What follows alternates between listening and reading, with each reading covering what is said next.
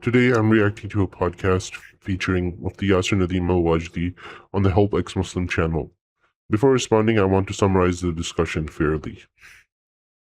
The central strategy of the podcast is simple. Rather than debating Muhammad's life, miracles, slavery, women, or the Quran, the Mufti argues that every discussion should first return to one question. Does God exist? He presents philosophical arguments, especially the Kalam cosmological argument, argues that science changes over time and therefore should not be the foundation of belief, discusses deism, explains traditional Islamic beliefs about seeing Allah in paradise, responds to criticisms about caste in Islam, and addresses questions about Quraysh leadership. Whether you agree or disagree, the entire conversation revolves around one idea. First establish a creator, then the rest of Islam follows. I think that's exactly where the biggest problem begins.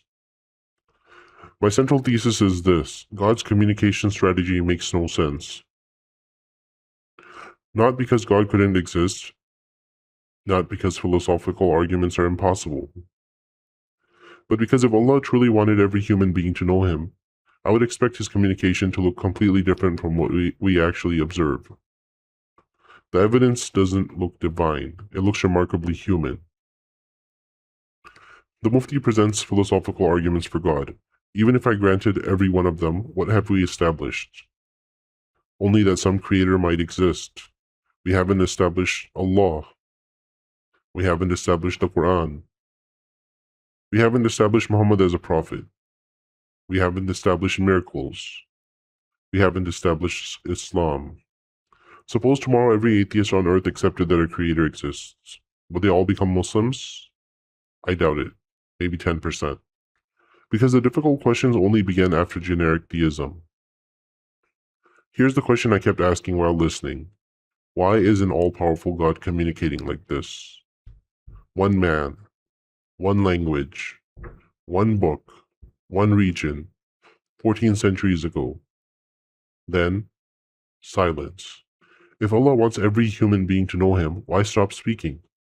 Today, human beings can communicate instantly across the globe. We live stream to millions, translate languages in seconds, preserve information digitally, and verify identities. Yet God's final communication supposedly remains an ancient book transmitted through human beings, through ordinary human beings. Why? A common response is that God stays hidden because life is a test. But what kind of test is belief? A just teacher doesn't hide the exam instructions and then punish students forever for guessing incorrectly.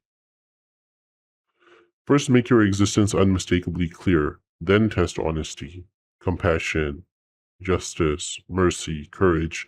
Knowledge doesn't eliminate free will. I know my family exists. That doesn't force me to love them. I know the law exists. That doesn't force me to obey it. Likewise, God could reveal Himself beyond reasonable doubt and still evaluate how people choose to live. There's another tension. If hiddenness is necessary for the test, then why reveal prophets? Why send scriptures? Why perform miracles? Why command missionary work? Revelation itself is an attempt to reduce hiddenness, so Islam occupies an awkward middle ground.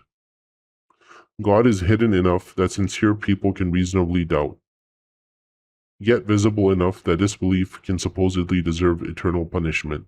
That communication strategy is difficult for me to reconcile with a perfectly just and all-powerful God. Look at how religion spreads. Parents teach children. Missionaries travel. Scholars debate. Books are copied. Cultures influence belief. Geography predicts religion. Islam reached the Americas centuries after Muhammad. What were the people living there supposed to do before hearing the message? If Allah wanted everyone to know Him, why would guidance depend so heavily on where and when someone happened to be born? The pattern looks exactly like human history. So my disagreement with this podcast isn't simply that I dislike the Kalam argument. It's much deeper. The Mufti asks us to begin with philosophy. I ask, why is philosophy necessary in the first place? An omnipotent communicator has infinitely better ways to communicate than an ancient text and a chain of human messengers. Even if a creator exists, that gets me only a small part of the way towards Islam. The biggest questions remain. Why Allah?